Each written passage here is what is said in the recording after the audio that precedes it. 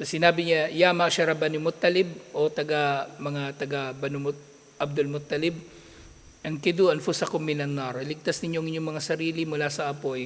Fa inni la amliku lakum darra wala naf'a, dahil tunay na ako ay walang tangan para sa inyo na pakinabang o pinsala. La ugni ankum minallahi shay'a, wala akong may tutulong na anuman sa inyo laban kay Allah. Saluni min mali ma syi'tum, hingin na ninyo mula sa aking yaman ang anumang gusto ninyong hingiin.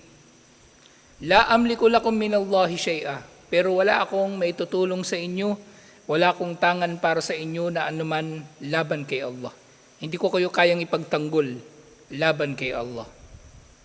Yun yung ibig niyang sabihin, hindi ko kayo kayang ipagtanggol laban kay Allah. So, si Propeta Muhammad sallallahu alaihi wasallam, itinatanggi niya yung katangian na to.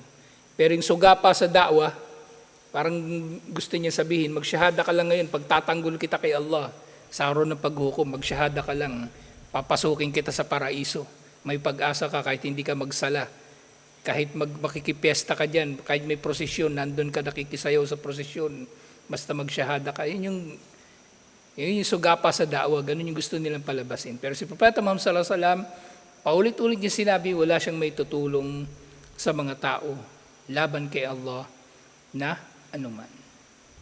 So ganun magda'wa, dapat malinaw na tayo ay tagapagpabatid lamang. Okay, tayo ay tagapaghatid lamang ng mensahe.